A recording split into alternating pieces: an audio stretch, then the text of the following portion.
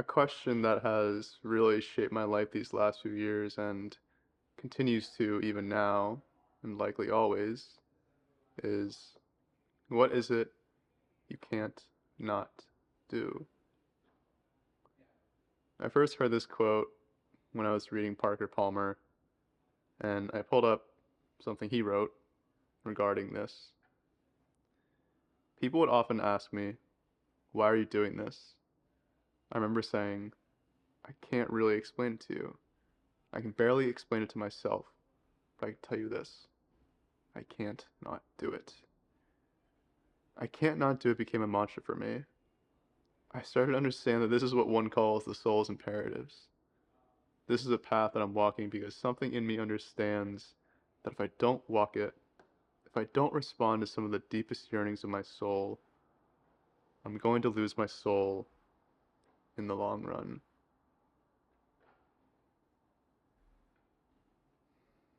Just let that settle, allow yourself to receive that. What is it you can't not do? As Parker says, you can't explain it. It is unexplainable. It goes beyond any rationale, any pro or con list you could ever have. It comes from the yearnings of your soul.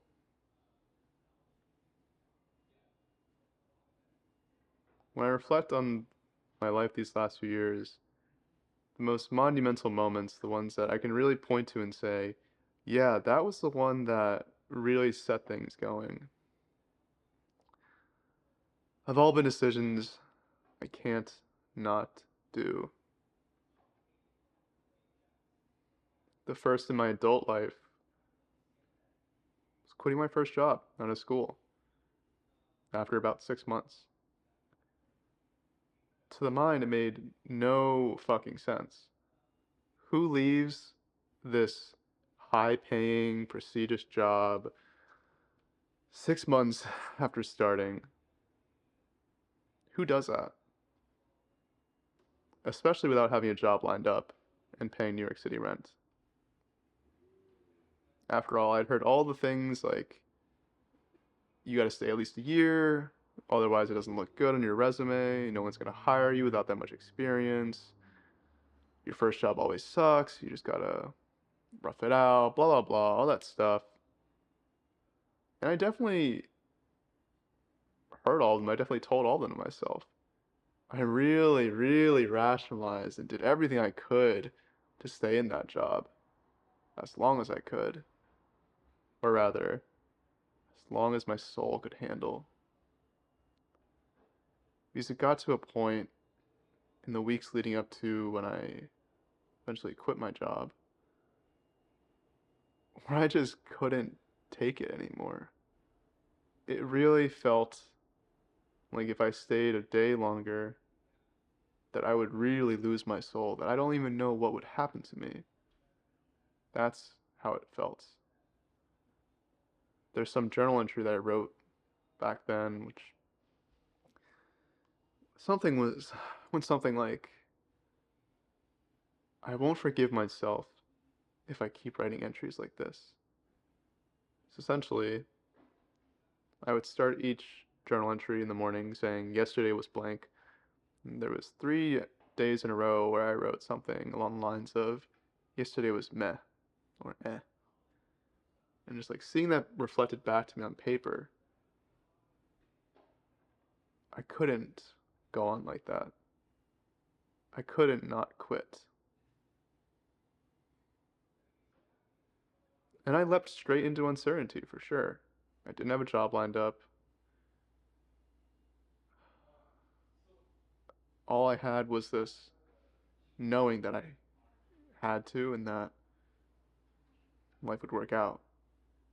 Of course, there was anxiety and fear as soon as the first rent payment came and I had no income coming in, but it all eventually unfolded perfectly. And in the years following even that decision, I had plenty of I can't not do this moments, both that I can point to and both that I barely remember, but if I read through my journals, I would definitely see them as I can't not do this. Some ones that stand out could be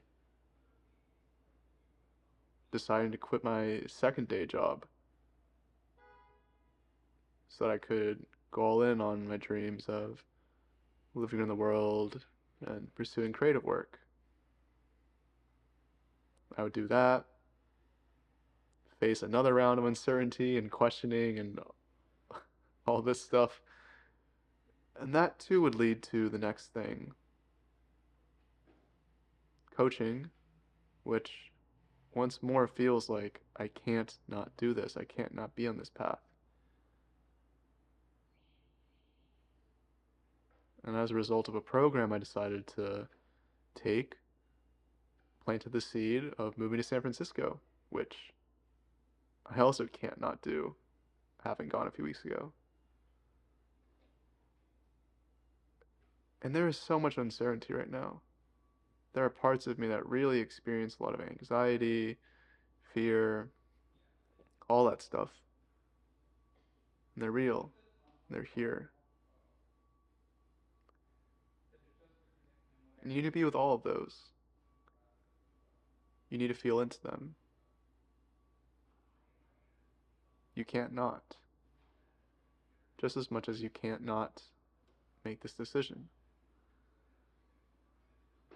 Because that voice, that knowing that is speaking to you, that is telling you to tell that person you like them, or to quit your job, or to go travel, or to go back to school, whatever it may be, whatever feels like you can't not do, that is life speaking directly to you, the universe, God, whatever you want to ascribe to it. I'll use life. That is life speaking directly to you. That is the voice of your aliveness, that which animates you. And to resist that voice is to resist life itself, which it's not possible. That's why you can't not do it. And once more, it makes no sense to the rational mind, but it doesn't need to. The rational mind is there to figure out how to get things done, but not where to go. You decide to go back to school? Great. Your mind will figure out which programs to look for, how to fill out the applications, or, you know, look at the curriculum, all that stuff. Or if you decide to travel, you'll be told where to go, you'll be led to where to go, and the mind will book the flights and organize housing and all that stuff. That's what it's there for. But in terms of actually making the decision, it will never do that. It will only try to turn you away, because that's what the mind is for. The mind is there to keep you safe, to keep you in the comfortable and the familiar, even if that means losing your soul, even if that means being cut off from your aliveness.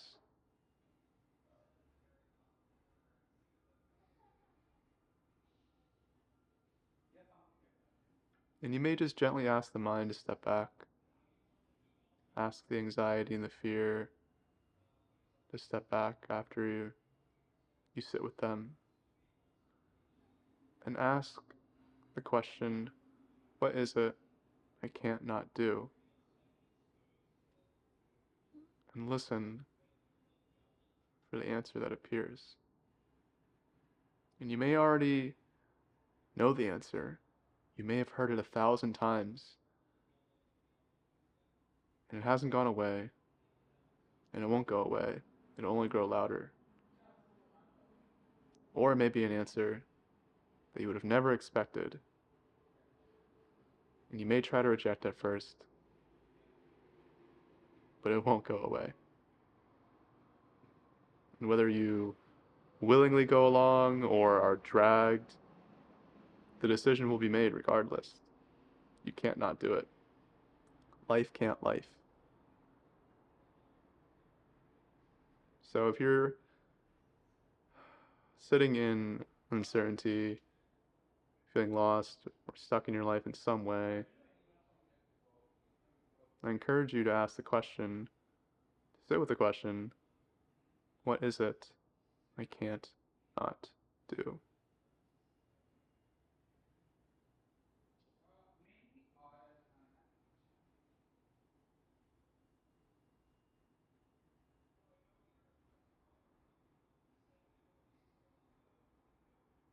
And just wait for the answer. So, I would love to hear what your answers are, what life is speaking to you. I really would, whether it's comments or email. What is it you can't not do? Just allow yourself to fully live in it, soak in the answer. Imagine it's real and what that life would be like. Really feel into all of its edges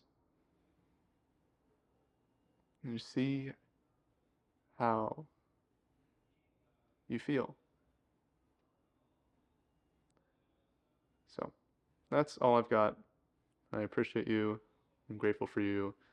And I hope to hear from you soon. Have a lovely rest of your day.